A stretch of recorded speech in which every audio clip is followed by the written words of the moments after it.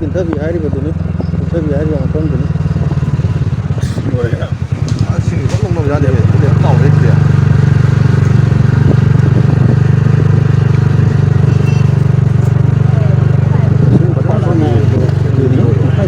ꯁꯤ ꯑꯗꯨꯝ ꯀꯨꯝꯊ ꯑꯗꯨꯝ ꯂꯧꯅꯕꯤꯅꯤꯅ ꯑꯩꯈꯣꯏꯅ ꯂꯦꯞꯄꯤꯕ ꯈꯤꯇꯪꯗꯤ ꯂꯦꯞꯄꯨꯗꯣ ꯀꯣꯠꯁꯟꯅꯕꯤ ꯃꯊꯧ ꯇꯥꯗ꯭ꯔꯦꯅꯦ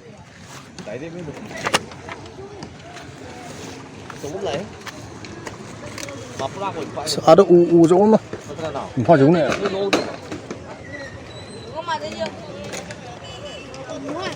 ꯆꯥꯎꯔꯦ ꯁꯤꯗꯤ ꯍꯧꯖꯤꯛ ꯄꯩꯁꯥ ꯂꯧ ꯌꯥꯗ꯭ꯔꯣ ꯂꯨꯕ꯭ꯔꯣ ꯁ꯭ꯋꯥꯏꯁꯦ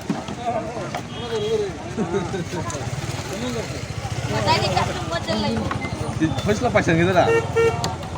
ꯁꯤꯗꯤ ꯄꯟꯈ꯭ꯔꯕ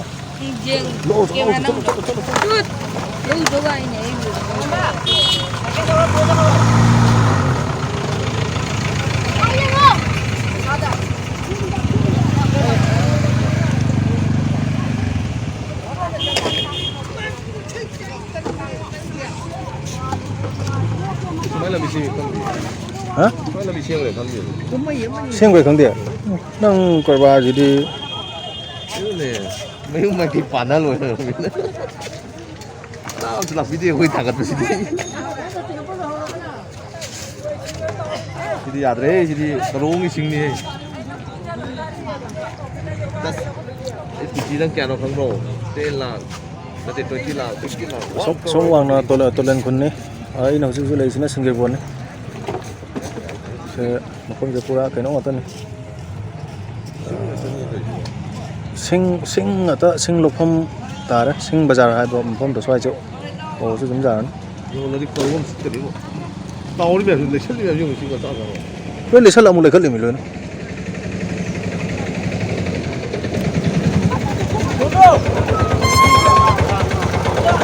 ꯀꯩꯁꯤꯅ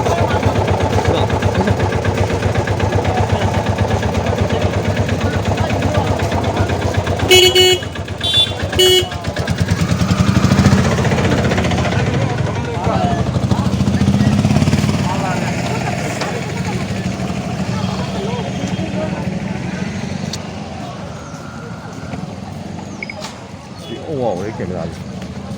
ꯁꯨꯝ ꯆꯣꯠꯈ꯭ꯔ ꯃꯥꯜꯂꯦ ꯂꯩꯁꯜꯂꯤ ꯃꯌꯥꯝꯁꯤ ꯁꯤꯡꯗꯨꯅ ꯑꯃꯨꯛ ꯂꯣꯏꯅ ꯁꯣꯝꯗ ꯂꯩꯁꯜꯂꯛꯏꯅꯤ ꯌꯥꯗ꯭ꯔꯦ ꯁꯤꯗꯤ ꯁꯤꯡꯒꯣꯜ ꯂꯝꯕꯤꯅꯤꯅꯦ ꯇꯧꯏ ꯁꯤꯡ ꯃꯌꯥꯝ ꯌꯦꯡꯉꯨꯁꯤꯀꯣ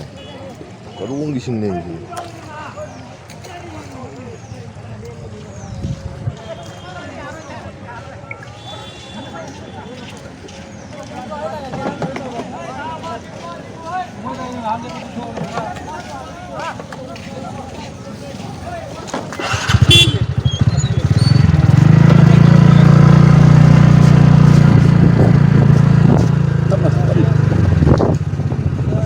ꯐꯖꯔꯦ ꯁꯤ ꯋꯥꯁꯤꯗꯤ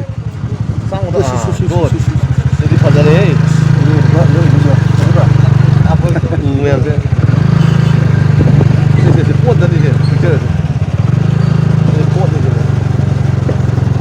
ꯃꯥꯒꯤꯅꯦꯕꯀꯣ ꯑꯇꯣꯞꯄ ꯑꯃꯗꯤ ꯃꯤꯁꯨ ꯂꯩꯌꯦ ꯃꯌꯥꯝ ꯂꯣꯏ ꯂꯨꯏꯌꯦ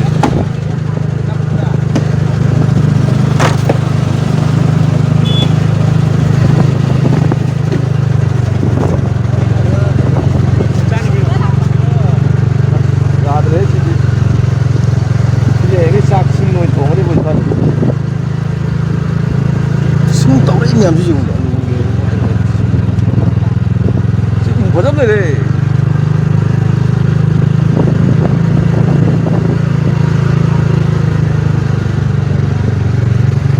ꯀꯤꯂꯣꯗ ꯀꯌꯥꯅꯣ ꯁꯤꯡ ꯃꯦꯂꯥ ꯑꯣꯏꯕ ꯁ꯭ꯋꯥꯏꯁꯦ ꯄꯩꯔꯤ ꯃꯌꯥꯝꯁꯤ ꯌꯦꯡꯉꯨ ꯁꯣꯝ ꯄꯩꯔꯤ ꯃꯌꯥꯝꯁꯤ ꯌꯦꯡꯉꯨ ꯀꯥꯔ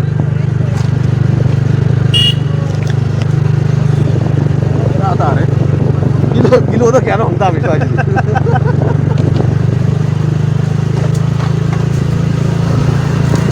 ꯁꯤꯕꯨ ꯀꯅꯥ ꯆꯦꯡꯗꯣꯏꯅꯣ ꯇꯥꯃꯟꯈ꯭ꯔꯦ ꯀꯔꯤ ꯁꯤꯡ ꯃꯌꯥꯝꯁꯤ ꯄꯨꯔꯥ ꯂꯣꯏꯔꯦ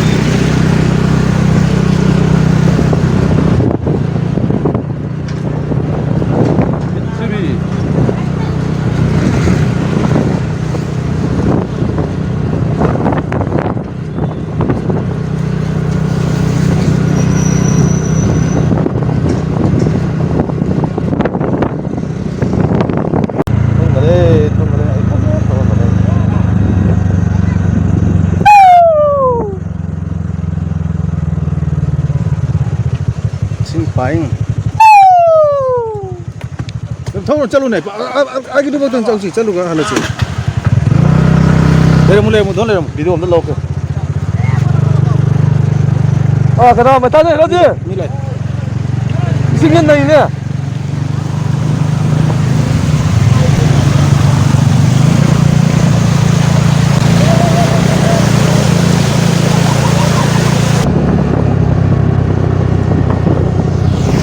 रोक तो लोइना ले रहा है सन संचू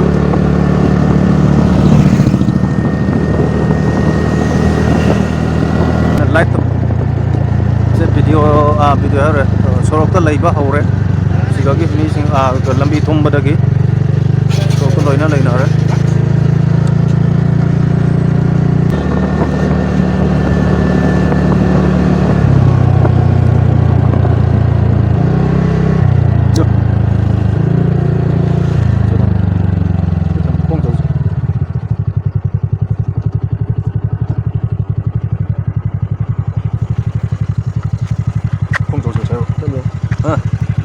ले रहा मुझे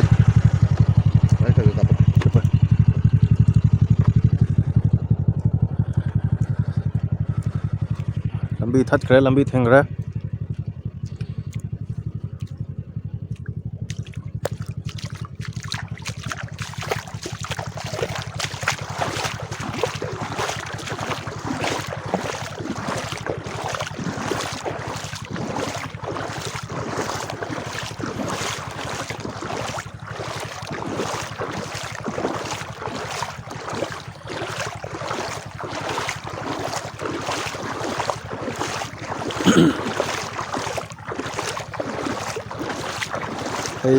से मल्लिंगैदा कनो से गनी सोम साइड तकी पोलारवन रोमदा पुलिस ना थिंग्रे ना तौताय दुगी पोलारवन दगी पुलिस ना थिंगबदगी लंबी से कनो तौद्रे सोमदा गाड़ी लोइना संहलक्त्रे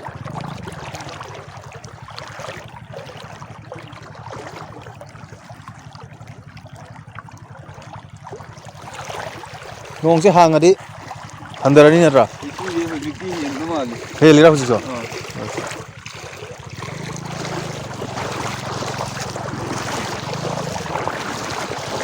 तो चला रो लंबी से खंग दे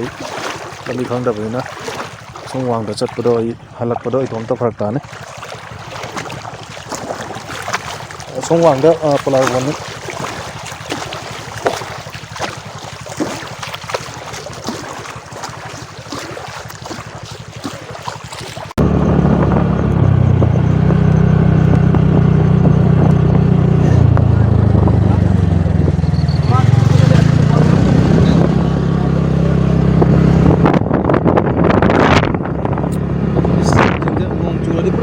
है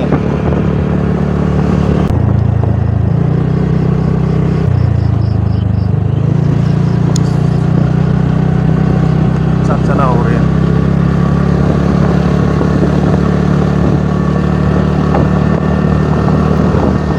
ना बाहर में से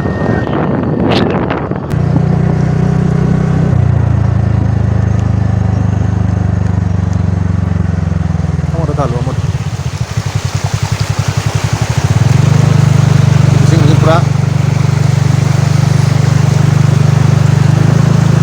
होगी सिंगनाथ थोड़ा गांव में चल लगभग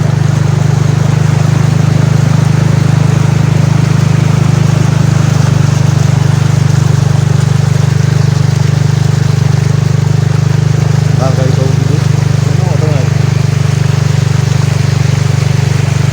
वहाँ से गला करें